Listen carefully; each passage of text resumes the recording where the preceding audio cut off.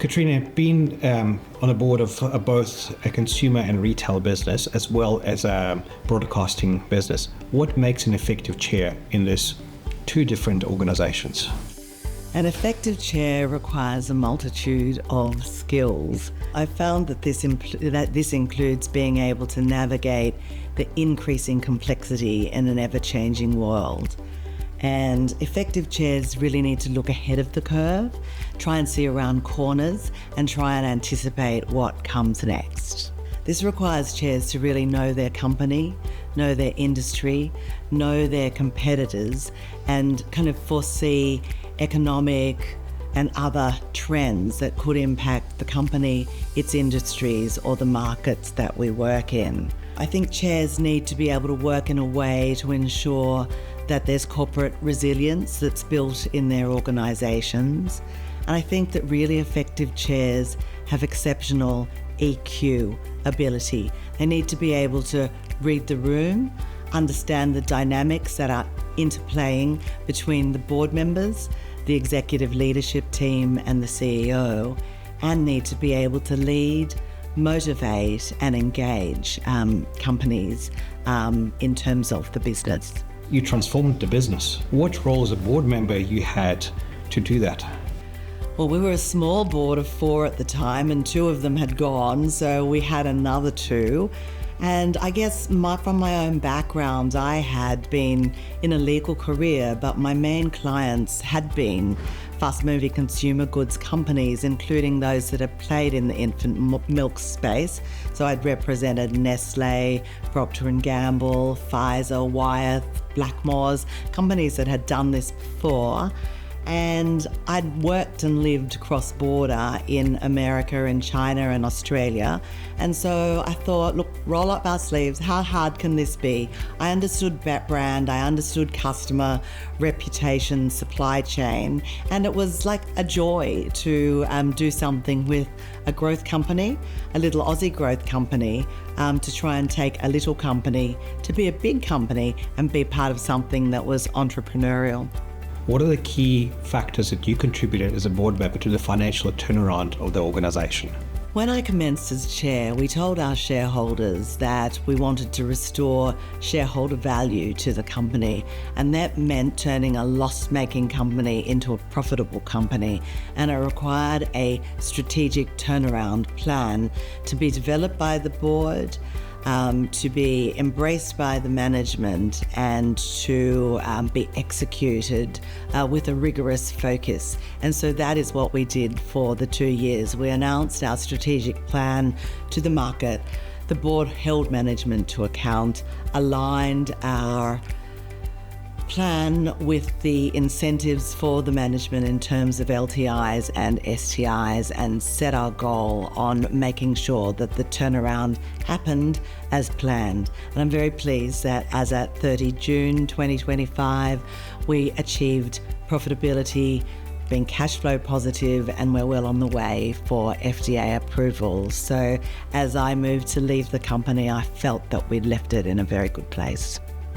When I joined the board of Bubs, our key markets were Australia and China. My grandfather had drunk goat milk all his life, and so it was that attracted me to Bubs. I discovered that about 80% of the Asian population is lactose intolerant, and we had goat milk, which was a differentiating factor because it makes it easy for babies to digest. So as we were stewing about what to do to our markets during COVID, a serendipitous thing happened, and we got a call from the White House which asked whether any companies had infant formula that was immediately available for export to the United States. We had a small board of 4, and we looked at each other and we thought, we've got warehouses full of the stuff, what do we do? So we responded to the White House and we said that we had formula to send, and surprisingly we'd put the first 001 application in to the government, and within 24 hours the White House had come back and said, how much formula can you send? We said we had 500,000 tins of formula, And we calculated that would take about 70 freight planes to go. So we responded to them and said, yes, we've got the formula, but to send it, we'll need help. And before we knew it, the American government had sent 4 jumbo jets to Tullamarine to pick up our formula. And that's how we found ourselves on the shelves of thousands of companies in America and into the retail trade. So it happened very quickly. It was serendipitous. It was almost like overnight. But very quickly, our board needed to think strategically about how we would convert this golden opportunity into an opportunity that would underpin the successful turnaround of the company. So we did have to think very carefully about our markets, where we wanted to play.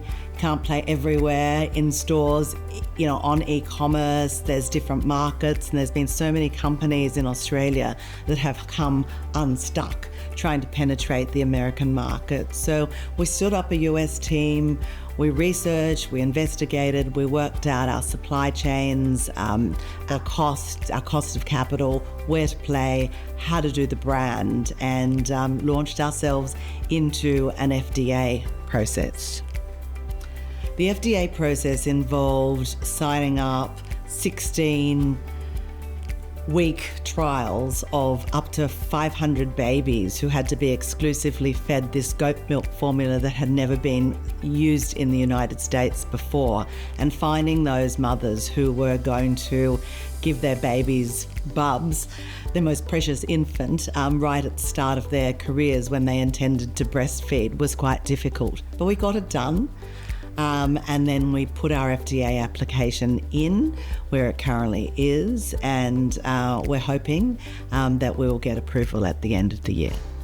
Bit of a long story, but I think that it's a bit of serendipity, a bit of luck, and then a lot of planning and excellent execution at the end of the day to make it happen. But we got from loss-making to profitability, and we turned around the fortunes of the company. Now our little Aussie company is 80% exporting, including 50% to the United States or more, and we won the Exporter of the Year.